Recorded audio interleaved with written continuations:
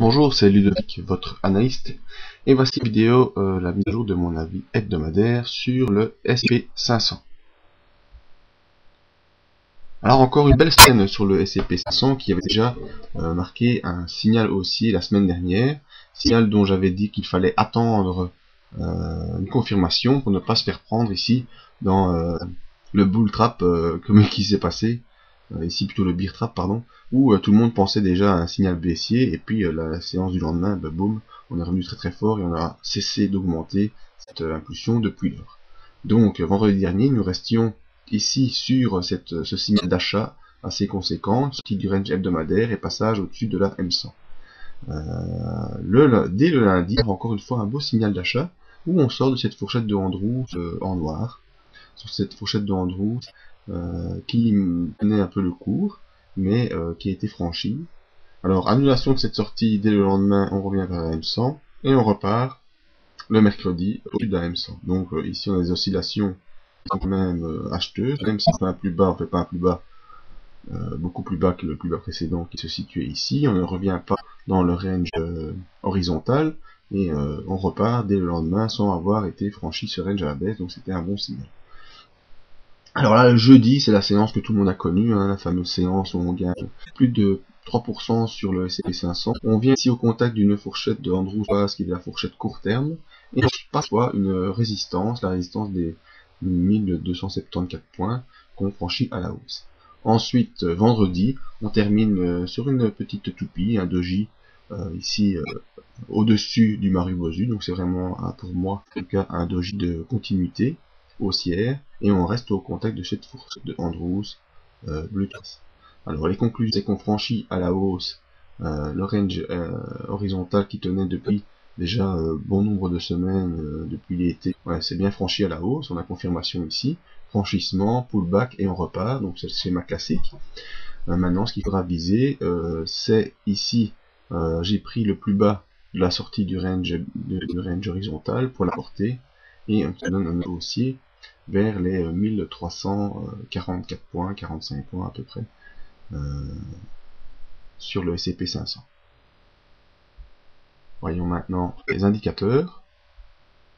Alors, MACD, il n'y a pas besoin de faire beaucoup d'explications, vous voyez, le MACD, très haussier, au-dessus de son signal, qui ne faiblit pas, qui continue à augmenter de manière régulière, et il n'y a pas actuellement de signal avant-coureur d'une possible baisse sur le MACD.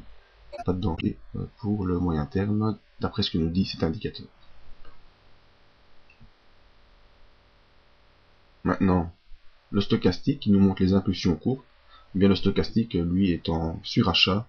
Il est ici dans sa zone de surachat et il oscille entre en dessous de son signal qui est à plat et qui peut rester ici à plat pendant un moment sans faiblir.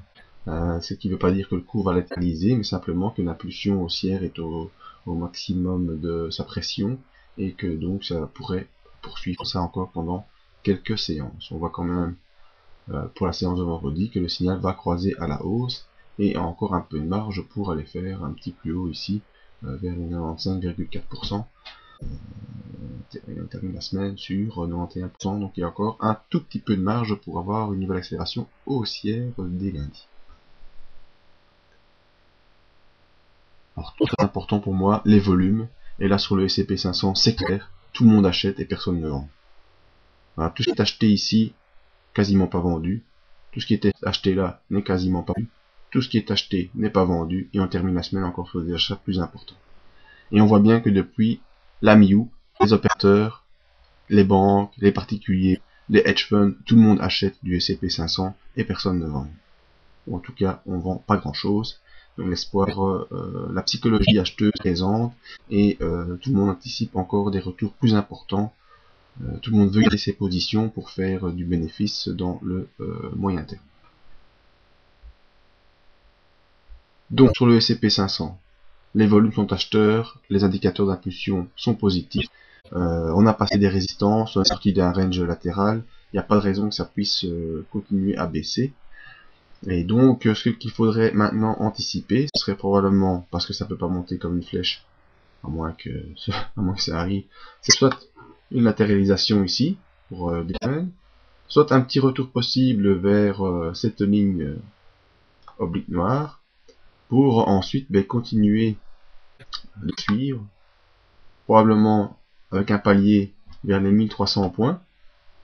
Ensuite, on pourrait avoir le même scénario, une petite latéralisation ou une petite baisse, sans vraiment trop de conséquences.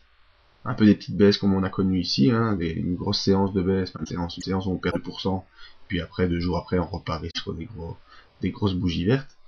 Et l'objectif de ces oscillations serait ici de venir rejoindre les 1350 points en objectif moyen terme.